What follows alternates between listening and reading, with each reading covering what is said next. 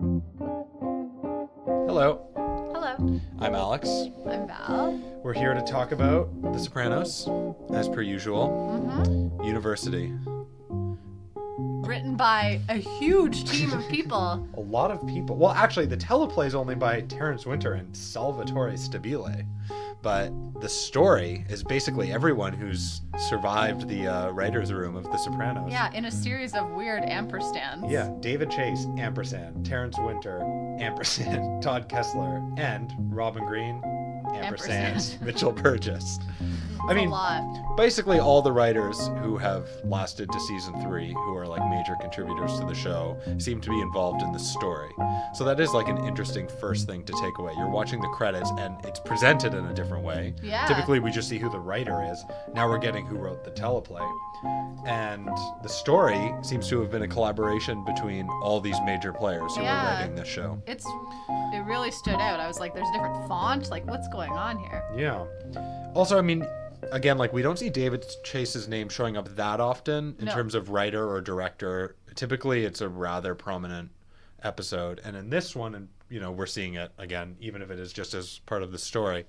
But in general, we're kind of seeing a collaboration of, like, the most important voices for this show. Well, shouldn't David Chase be credited every week with the story then? Well, he's credited with different things in the credits that we're seeing. Yeah.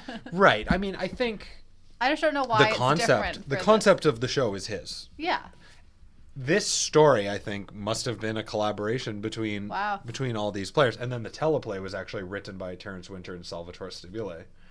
Do we ever see also Salvatore Stabile coming out of nowhere on this major episode? Yeah. But, it does seem, even in terms of like who's involved, an important episode, as it obviously is. Right. Alan Coulter, too, who's like a major player now as a director, is directing. We can tell that there's some importance to this, that it holds a special place in the series. Yeah. I don't know, I think. Yeah, I think so too. I think like the fact that it's another one of these kind of standalone episodes is important because we often get really big messages through those episodes, often ones that David Chase is also involved in. Yeah. But I think there's that. I think we often see, I don't know, it's like this like heightened level of camera work or something, if that makes any sense. There's like, some interesting choices. There's some like less realistic cut, like not that cuts are realistic, but there's like more cinematic cuts and stuff like that than there usually is, or when they're used quite sparingly. Yeah, I thought there were some interesting decisions in this one. Yeah, there was definitely a lot of movement with the camera, both, I mean, sometimes like towards people, like on Meadow's face.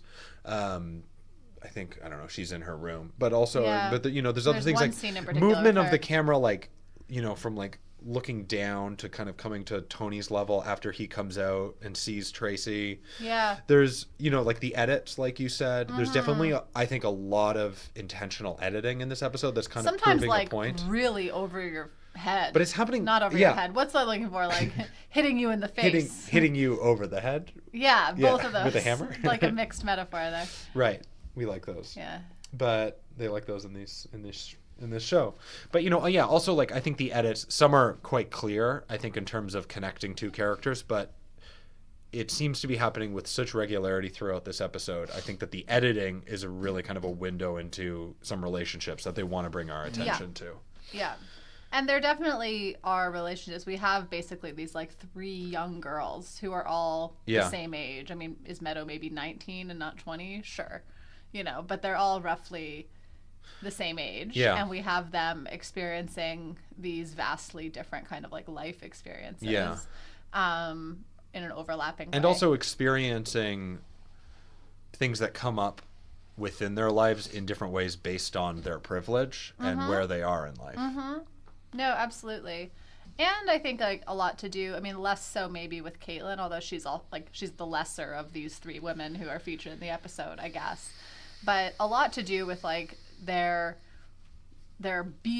womanliness, if you want to call it that, like, or even like their sexuality in a lot of ways, is kind of tied in with these experiences that they're having. So it's like even though it's there's like storyline going on, the core of all the stories is like about women's experiences in this episode. So yeah, I mean, for me, a really big theme that was coming up in this episode was like kind of this difference between men and women, and what does it mean to be a man, and what does it mean to be a woman, and within the world that's been created in The Sopranos, how do they interact, what does it mean, what are the values, and what makes a man and what makes a woman. We even have characters asking people that right? Like we have Tracy asking Ralphie, like, do you feel like a man now? Yeah, right? I mean, after he or hits what her. Man? Yeah. Right. Well, what's interesting about that scene actually too is like she says to Ralphie, after he hits her, do you feel like a man? Then that goes into later, like Tony's hitting Ralphie as a means of responding. Yeah. It's like the only thing that these people are armed with is violence, these men. Yeah. Yeah, even, right after, when he was saying too, like, he was way out of line, or sorry, Polly was saying he was way out of line for doing this, and then Tony says she was 20 years old, and he says that too. Yeah. Like the immediate reaction from Polly is not the human reaction of like this young woman was just killed. There was just a murder. It's about it's about Ralphie. It's about respect. Him, it's about respect and him being out of line, like. And I think that that's what this episode brings home is like how male dominated this world is and how their focus is exclusively within the the masculine from the masculine perspective. There was so much butt stuff, so much focus on butts. I thought there is a lot of butt stuff. Well, no, there was, but I think that's part of it. That this totally. Yeah, I mean this like hyper objectification of women. Yeah, and I think that even like. The very first scene. Let's talk about Tracy then. Let's talk about Tracy's storyline. Yeah. Yes, the very first scene. Well, so the very first scene is like even the way that they construct the Bing, the frame, the composition of it. Like, for me, there's a separation between the woman and the men. It's all men on the outside looking in, and it's all women inside, and it's almost like it's like a ring. And what we see on the TVs is boxing. Yeah. And at the end we see bowling. Like these two kind of like. Masculine sports. I didn't know bowling was such a in a different way. Sport. Well, maybe I don't know who watches bowling, but maybe it's not associated with machismo, but I think I don't know, in general I think of it as like probably a male dominated field. Bowling, you know what? I'm out of my depth in bowling world. I mean, I like that you're putting yourself out there with this, but with bowling. If any of you guys are bowling, I think the boxing reference, I can't quite make it with the it's bowling related. One, but no, because I think it's what these men are watching, and it's like separate from this feminine world, and they are separated from each other, and within Soprano world and at the Bing, like the women are on display, like the men are all watching them, objectifying them, and then like the focus on asses. Like there was quite a bit. Like Tracy walking away in one of the very first scenes. Like there's actually like a focus on her butt as she walks away. That's replicated later when she's wearing that really weird outfit. That really weird red one. When she's watching Spartacus with Ralphie, and then he slaps her ass when she's in the way. Yeah. It's like she is bothering his experience. Yes. Actually, it kind of reminded me of like butt. Junior, weirdly, like Junior with Bobby Bacala in the previous episode where Bobby's like blocking the TV. Yeah. She's blocking the TV. But like these people, that's what they want. Like it's their perspective. And then they're like kind of pushing somebody out of the way. But again, like the focus on her butt. It is like this objectification. Like they're not worried about her as a human. And in that first scene, and she's talking about real human issues, right? Like she's talking about things that are real. That's what I have here. Like she does this kind of like nice thing that clearly there's an event that happened before this, right? Which is she got some advice from Tony somehow about her son. Right. We don't see that scene, but we know that it occurred, and we know that she's thanking him for something, and she's doing it in this pretty genuine way. It's so humanizing, and that's actually the thing. Like that first window that we get into her is like, it's well, I don't know. It's very empathetic. Well, Sil even calls her like Betty Crocker, kind of teasingly, which But it's not. I mean, but it's like it's sweet and humanizing. Yeah. Like, and she just wanted to thank Tony, and so did something genuine, for that. But then when she turns away, like they're just looking at her butt. They're just looking at her butt. Yeah. And so that human aspect is lost on them. Yeah. And even like it's so funny because she's wearing like she's not dressed yet for work, right? So she's like and yet even wearing this jeans and a t-shirt or whatever, and they still can't see her for anything but this kind of like piece of meat, right? Yeah. There was another, it also, when she gets her braces and she comes over and she's smiling at Tony and she's like half naked. Yeah. And so, kind of the opposite of that, like she's completely objectified and just kind of showing off her body. But she's trying to bring the attention to her mouth and something that she's proud of, like taking care of her health. Yeah. Tony doesn't even know what to look at. He's like, what are we looking at here? Right. But like, there's no interest in her well-being or her health. No. And the braces, are an example of that, of like her actually looking after herself and like doing something. Unlike Meadow, who's skipping her dentist appointment. Well, there's a connection, and I think that like the focus on the dentist is actually really relevant because there's Carmela has to remind her to make an appointment later on. She's like, oh, I forgot, and she's pissed off. She says, is there any food in this house? And I think that actually gets to the heart of the difference of their situation because Meadow has so much privilege that Tracy doesn't, and the result is very different. Well, I think in both situations, and like I feel like we can talk more about Meadow after maybe, but I think the braces really, and some of the situations with Meadow, really highlight how like awkward of an age being 19 or 20 is for women. Like, apart from kind of the sexualization part, that they are still like very young and very inexperienced in adult worlds. I mean, they've had different experiences growing up. Like we get these little, again, this past conversation that Tony and Tracy have had. Yeah. He somehow knows about her burning her kid with cigarettes and stuff like that. So like, there's obviously a lot, they're experiencing really different things. Yeah. But there is this like awkward girliness, right? Like we see it when like Meadow's talking about the Eloise movie or like curling up in bed with her mom. Yeah. We see it with Tracy with these braces, which like make her look even younger than she already is, right? This like girlishness or like reducing women to be girls or making them feel small or like girls. Right. Yeah. Yeah. Interesting. I don't know. I mean, there's so much there, right? Like we could talk about any number of things. I don't know how the best way to do this is, but we'll stick to the Tracy bit. There is this emphasis like on, I don't know, they picked like a perfect actor for this role or something like that. Like she's just like the perfect mix of like has a very young looking face, but then has this like, stripper body. Right. I don't know. There's a lot going on there. Yeah. And then of course like the scene, I don't know. It's like the foolishness. I don't know. There's something about like being a 20-year-old girl or something like, I don't know. Not that all 20-year-old girls are, foolish, but the fact that when Ralphie's saying this when they're outside and Ralphie's like, we'll get a little cottage. Yeah. And, I'll take care of you when you're 9 months pregnant. Yeah. And she's like, really? Yeah.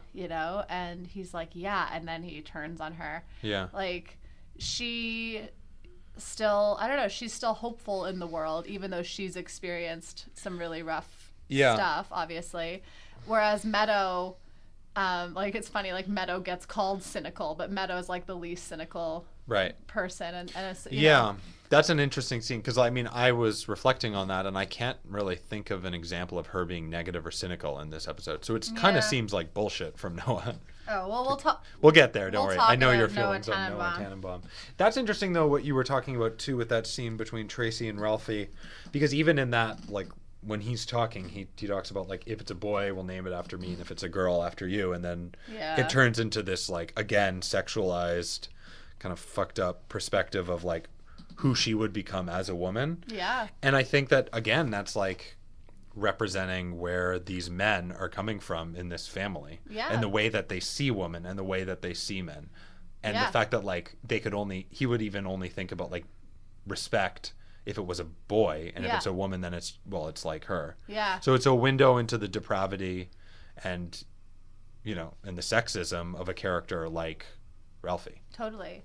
Well, in the scene with Tracy and Silvio also we get this insight into some of that cruelty, and like those scenes are really hard to deal with because we like Sil. Yeah. Well, it's like, it's the same struggle we go through with Tony, and we go through with Tony in this episode too. But with Syl, that's the first time we've seen him treat a woman like that. We don't see that part of him. Yeah. Really. But he really basically says to her, like, I own you. Yeah. Bing owns you. And he also says, do you know how many girls would kill for this opportunity? Yeah. Which was interesting to me too, to think about that like as an opportunity, and for them to rationalize thinking that they're giving an opportunity. Well, and Georgie talks about it too. Georgie's like, you're going to make at least $500,000. Right. Well, and because the way that they structure this episode too of contrasting Tracy and Meadow and Caitlin, Mm-hmm. I mean, she doesn't have opportunity. They have opportunity. Yeah. She's completely trapped. Yeah. And in fact, if anything, she has no opportunity because these people, these men, are seeing her kind of as like a subhuman. Yeah. I mean, even right after that, do you know how many girls would kill for this opportunity? Basically, like, until you pay me, you belong to me. Yeah. And then also turning to violence. And then Ralphie is laughing at that. Yeah. So it seems like all these men, like, that is their power, and that's what it turns to. It turns to violence. Yeah. And Ralphie thinks it's funny. Yeah. Where obviously, it's harmful, and they're hurting somebody. Someone who he, like, at least in some way, I don't even want to say that he cares about her, because he doesn't, but in some way she's at least, like, useful to him. Yeah, I don't know if he does. He keeps her at his house for 2 days. I don't know.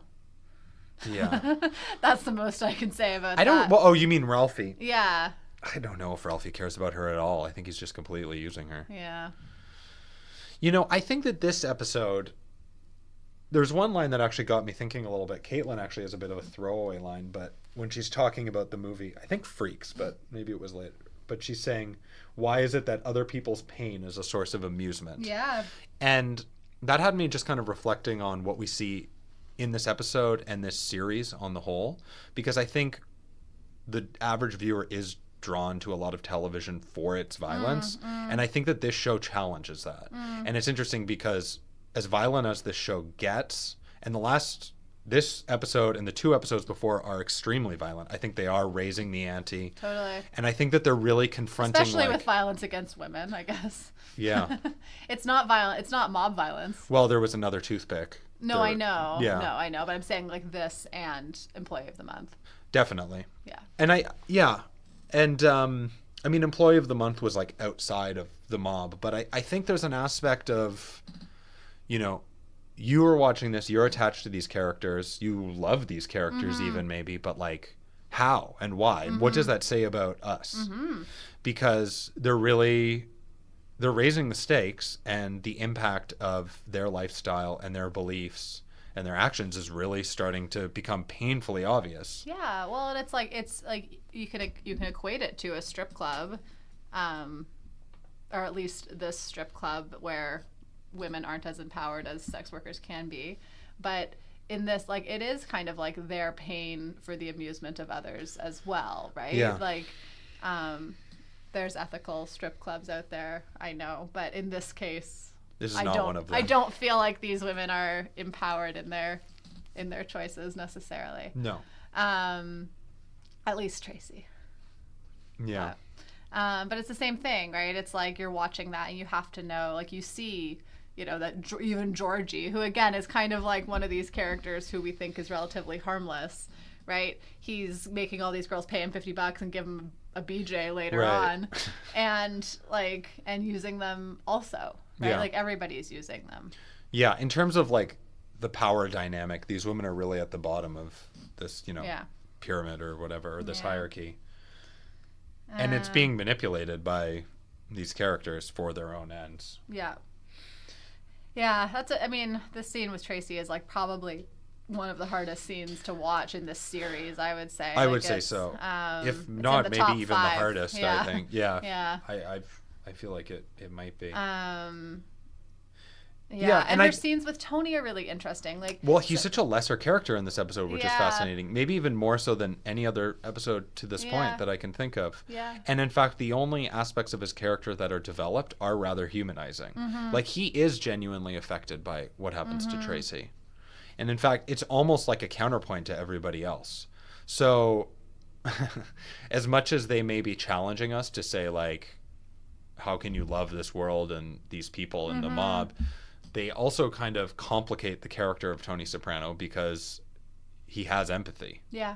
And in fact, the way that he responds against Ralphie and in therapy, where we kind of have a window into how it's affecting him, it is because he is torn up, not because of what Polly said, like he stepped out of line, but because he actually cared about her, even though he tried to keep his distance. Right. Even though he tried to keep his distance from her. Yeah. I feel like there was a lot of intentional edits that linked those women together that I kind of wanted to talk about. Yeah, sure. Yeah, so I mean, definitely there's a scene with with Richie and actually when he hits Georgie. Well, first of all, in that scene, he talks in that crazy scene with him. Crazy scene, yeah. Yeah. I mean, this episode also really introduces Richie as Ralphie. Ralphie. Yeah, I know. Richie, not Richie. Yeah, I know. But their names are very similar. Yes, Ralphie. And they're both bad guys. Bad guys. But Ralphie really comes through as like an antagonist and as a crazy player. One, yeah. Yeah, and actually. And you get this, like, you see him how the other people around him see him too. Yeah. Which is as really annoying. Which we've already kind of seen, but I mean, again, they're just like really raising the stakes, and he's a much crazier character than we've ever really seen on this show, and unpredictable. I thought it was interesting, actually, in the scene where in that back room of the Bing, at the end, actually going back to the like masculinity, femininity theme, where Tracy's talking to him and he talks about like, is that how you talk to a man in front of his friends? Which is, again, just kind of like a fucked up concept of like being honest and challenging a man is like somehow not okay from that statement that we kind of get a window into his viewpoint that like, is that how you talk to a man? Like, that's not something you should do, challenge a man. Sure, yeah. Which is, again, like not giving her value as a human, at least on like as it's not both of them as being a man. Yeah. There's no equality. Yeah. There's no equality there. And also in front of his friends who are men, like in terms of like demeaning him, that's something that she's not entitled to. What about the part where he says that he should have been an architect, or he was supposed to be an architect? Because it's really similar to this thing that we've heard Tony say before, which is that he might have been a patio furniture salesperson, right? And I think it is tied into kind of, in some ways, these women's stories, that like there was this different path based on privilege, right? Like that in another life, Ralphie could have been an architect and Tony could have been a patio furniture salesperson, and Tracy could have been Meadow or Caitlin maybe at university, right? Or vice versa. They could have been her, depending on this position of privilege that they're in. So I kind of liked that scene too. Definitely. I know. I think that's a good reading. Let me bring up some of these edits actually, because there was so many. So anyway, in the Bing, when Tony's getting meats after Ralphie's violence, there's an edit from Tracy coming up to him directly to Meadow. Yeah. So, and I think that like that was the first one that I wrote down, but then it just kind of like sets off like a series of edits where they're constantly editing connected between Meadow, Caitlin, and Tracy. Yeah. There's a lot of moves between those characters. Even sometimes for like really short cuts. Definitely. Well, there's actually like a series that I wanted to talk about. Sure. So when Tracy is with Ralphie and the cop, like in the back room. Right, and then Caitlin's head comes up. Yeah, I mean, that's probably one of the more overstated edits, but it actually kind of like sets off a chain of editing. So her head comes up and then it edits to Caitlin. Caitlin is saying about the homeless woman that she ran into, where do you think she sleeps at night? And then there's an edit to Meadow with Carmela in her bed. Right. So now we've actually cycled through the three characters. Yeah. And we see Caitlin expressing concern about where that woman would sleep at night, somebody who's like less privileged, less fortunate. Meadow then going to Carmela, getting in her bed in this huge New Jersey mansion fancy room. Then after that scene, it actually edits back to Tracy with her going up to Tony in the parking lot. Well, we see Tony coming out, right? Because we kind of wonder, like, where's Tony? Yeah. In that last scene, right? Like, Meadows in bed with Carmela. Yeah. Where's Tony? And we see him stumble out of the Bing in the early morning. Yeah. And then Tracy comes up to him, Yeah. and she's looking for help with her problems, just like Meadow was. Yeah. So there's like a lot of commonalities, actually. They kind of Yeah. like follow a thread, and Yeah. they actually kind of connect all these characters. Tony, you know, his advice basically being, Get an abortion. get an abortion after being, you know, not wanting to talk Yeah. about it, but eventually he says that. And it's interesting in that scene too, you know, that perspective that you were bringing up about, you know, her with the cigarettes and her kid, how her social worker was saying Tracy saying it all goes back to her mom holding her hand to the stove. And again, this is an example of like us getting a window into somebody's psychological profile, but then like that's it. It's so well done. We don't get that. Yeah. Because this character, we're not examining them like we examine Tony Soprano. Yeah. But every character is deep and nuanced and has Yeah. their own, you know, psychological backstory that's Yeah. affecting them all the time. Then there's an edit from there to Meadow and AJ, where AJ uses up all the pancake syrup. Yeah, and There's Meadows doing laundry. holding up her glass for her mom to fill Meadow, it for her. yeah, exactly. Yeah. And then upset, right? Yeah. That she doesn't pour her drink. Yeah. And also the fact that like she's bringing her laundry home. I know. To do. Like, I think that and AJ's, you know, using as much pancake syrup as he wants. Yeah. Compared to Tracy, who's dealing with, you know, this abortion, looking Yeah. after her kid. Yeah. Thinking about bringing in another kid. They're at the same age. Yeah. It's very similar too to like Meadow in the end when she comes back After Noah breaks up with her. and she's saying, you know, like, God, is there any food in this house? Like, her concerns and her world is so different Yeah. from Tracy's Yeah. that even though they are connected by, you know, like one level of separation, it's a completely different world. Yeah. And and it's so different from Caitlin's experience too. Even Yeah. though they're in like a more similar situation. Like Meadow does not have an understanding, nor Noah, like have a real understanding of what's really going on with Caitlin, nor do they really Yeah. have actual compassion for it. Nor do they It's really mostly care. no, they don't really Yeah. care. Yeah. It's just annoying for them. yeah. And you know, kind of like in a similar way to how Tracy is to Tony. Like Tony's annoyed that she Yeah. keeps bothering him. Yeah.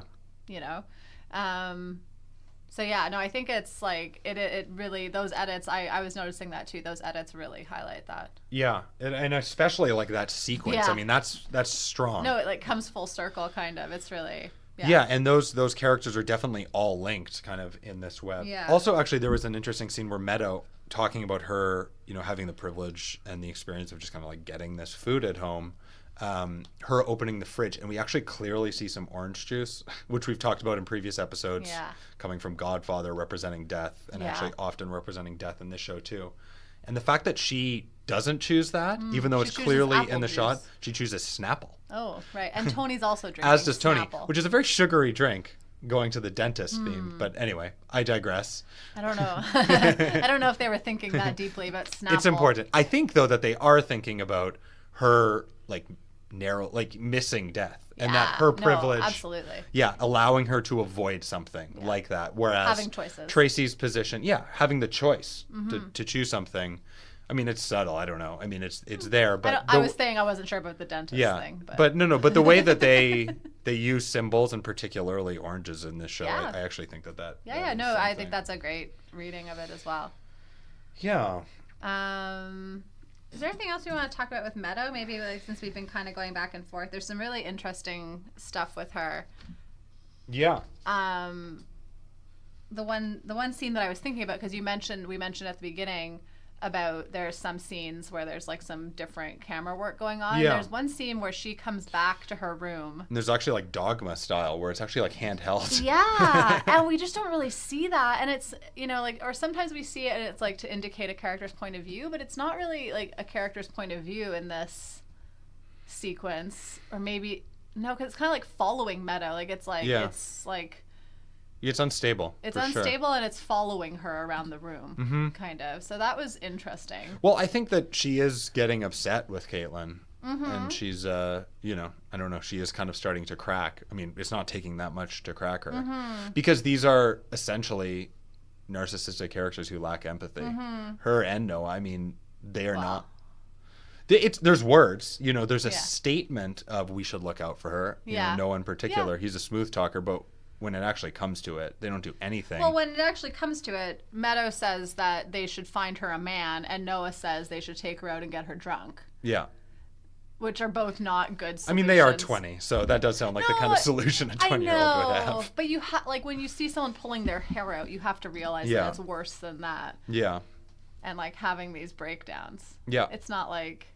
For me, it's more that like it very quickly changes into like they just don't want to be around her. Meadow abandons her. Noah. Like when Meadow's going to the library with her pillow. Right. Yeah.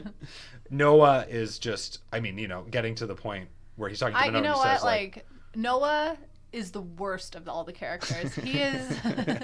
You think he's worse than Tony Soprano? He's worse than Ralphie. That is a strong statement. No. I'm sorry. He is the worst character. His dad might be a close second. I'm not sure, you know, who's worse than Len or something. What's his name? Len, yeah. He's just, I mean, no, poor Noah. He's just a product of his circumstance. Yeah, no, well, that's true. Of course, if you have a dad like that who's a total dickhead, of course you're going to be a total dickhead yourself.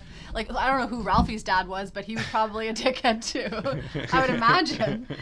The first line that we have Noah say in this episode, he's lying on the bed. So, when did you first notice me, right? He's talking about his poli-sci papers. I hate people who are poli-sci paper writers. He's saying... This is very strong. I said this, was it last episode or the episode but before? Now we're getting the full window into your this hatred. episode, he's just the worst. Like, he's just the most smarmy person. And he's so... Like, he lacks anything genuine. Yeah, I agree. He's a user of people. And we could say that all of these men in this episode are users of people. But he's the worst because he wants to come across as this good guy. He says things like, we're used to the mean streets, when he comes from some, like, whatever rich area of LA or wherever he's from. He says things about himself like, I'm not most guys, or they were primo notes. That was the one, I wrote that down. Primo notes. Like, ew, dude, you really suck. He's an RA. I forgot about that, like that he's an RA. And then he's dating this like first year student, you know, who's like, I guess technically not on his floor. Right. Right. But like, well, it's interesting to have a character like this, and I'm glad that we found somebody that really pushes your buttons like this. No, I really think he bothers me more than any other character in this show. There's a lot of murderers on this show, so that's strong. You know what? No. They, like, he breaks up with her and says, like... You're too negative, cynical. You're too negative. They're seeing too much of each other. And then the line that really gets me is he's like, are you really surprised? Right. It's so narcissistic. Like... I just really hate him. Well, what else did I write down about Noah Tannenbaum? There's more. There's a lot. They have this awkward sex scene where he's like almost completely obscuring Meadow. He's like she doesn't look like she's having a great time, and he doesn't give a crap. He like turns his head away from her and like basically isn't looking at her. Right. And just using her, really. And like once he's bored with her and he wants to go to law school. Yeah. So, you know, he has to keep up his grades. Here's the thing that I think like on original viewings, like I didn't think about as much with the character of Noah Tannenbaum and how he fits into everything. Mm-hmm.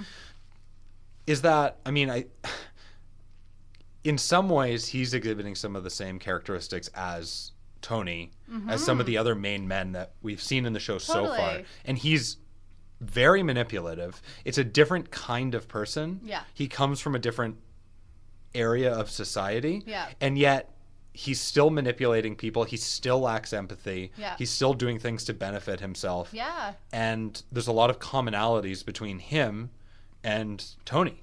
And Meadow sees them as these two vastly different people. And they aren't. And I think that's... I mean, they are. I'm not going to say they aren't. But, like, the way that she sees them both is lacking in perspective. Like, And maybe, you know, who knows? Right, you're right. You do think that they are very different. You think that he's way worse than Tony Soprano. Yeah, he is obviously way worse than Tony.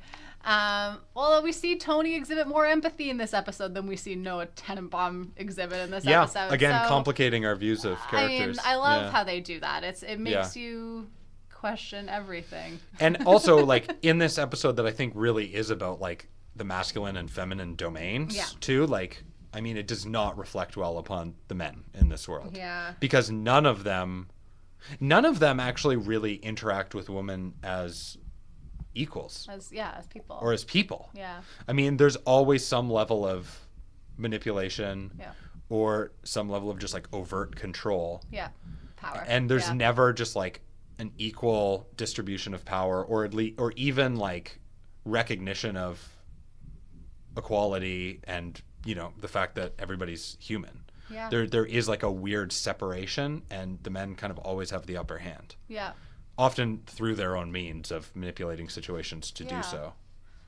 And Noah Tannenbaum is the kind of guy who, when someone... I heard what you said. Yes, it was very astute. But I also want to say that Noah Tannenbaum is the kind of guy who you mention the name of a movie, and then he says the director and the year. Because he's such a pretentious asshole. Freaks. Yeah. Chuck Browning, 1932. Like, what a dick. Nobody wants to hear that. Nobody gives a fuck. I hate him. Hey, everyone. Now you really know Val. Her true personality has come through. I really hate him.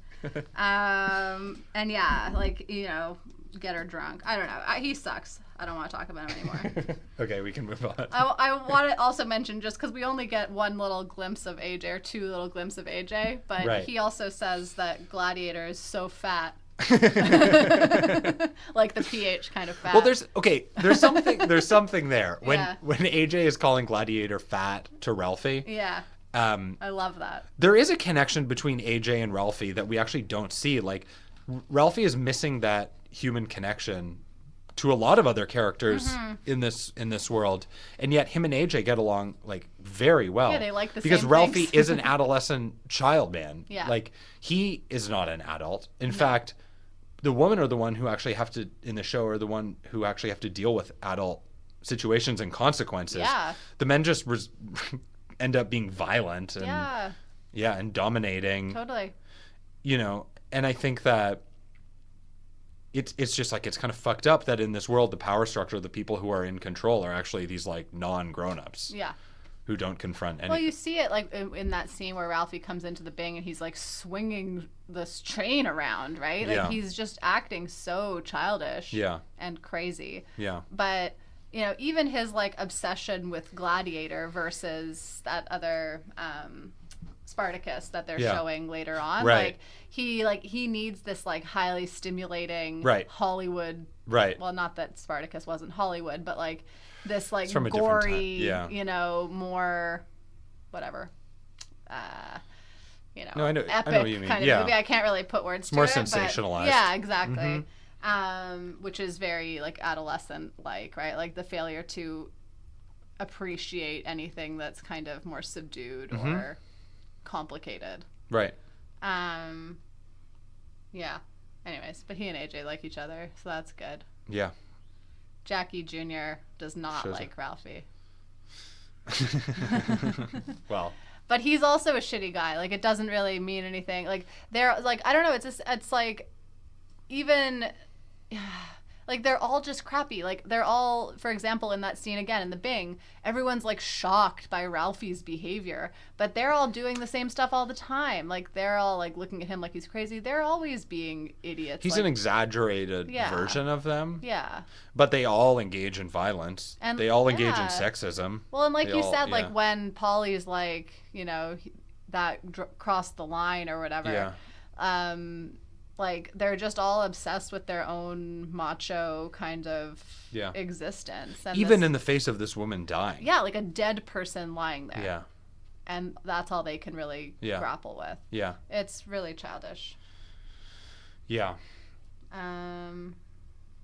There was definitely like kind of like a book ending or like a kind of like a circular kind of like form of this episode too, like from the beginning of the bang to the end. Actually, even like that boxing on the TV, the bowling on the TV, like the same shot. Bowling is so manly. So manly. In the end, you know, also like Georgie telling the new girl about the VIP room, like the replacement of Tracy. Well, like, and the girls who walk by, or the women who are walk by, say that basically. They're like, I mean, they're actually saying like, don't talk about that too. Yeah. What do you like better, Gladiator or Aaron Brockovich? I thought you were going to say Gladiator or Spartacus. No. No, but Gladiator or Aaron Brockovich. That's the comparison that's made by Carm's parents, or by Carmela's mom. Haven't seen both those movies in a very long time. I've seen Gladiator more than Aaron Brockovich. You? No, I've actually not seen Gladiator. Oh, wow. I've tried to. Yeah, okay. I have seen Aaron Brockovich. Yeah. My memory seems to be okay. I mean, I was trying to make some kind of comparison because, like, Aaron Brockovich does deal with, like, waste poisoning. Well, it's and chemicals poisoning a town, and right? also like a powerful woman who like overcomes her circumstance. Yeah. Yeah.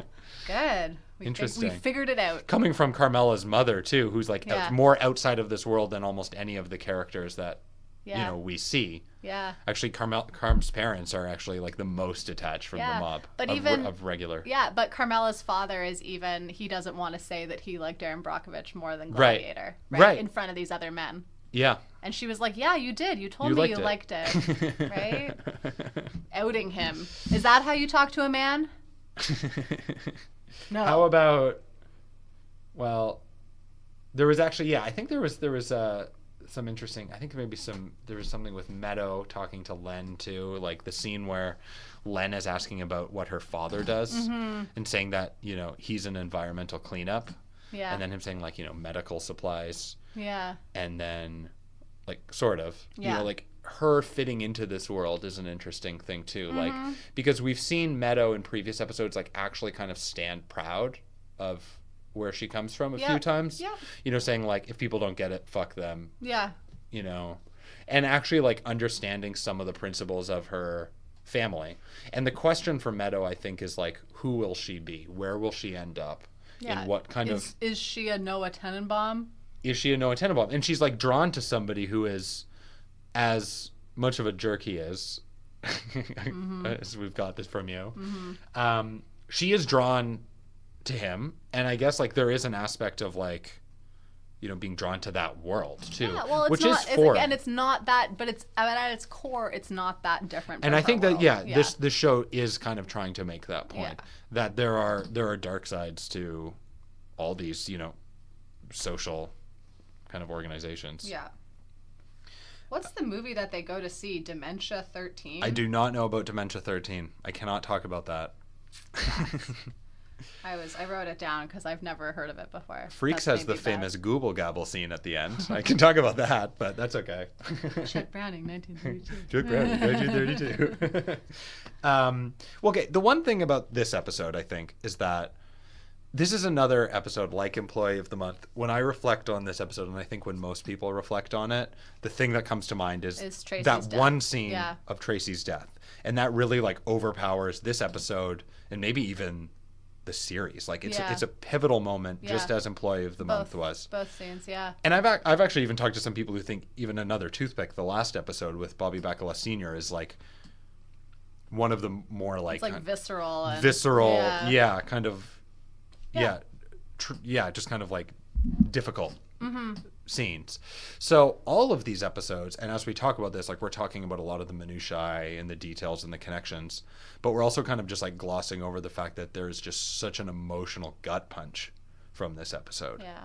And at the end of it, like it overwhelms everything. Yeah. So I mean, all these details, they are serving a point, as they always are. Yeah. And there is ideas underneath the surface, but at the end of the day, for me, this episode is like about that. Yeah.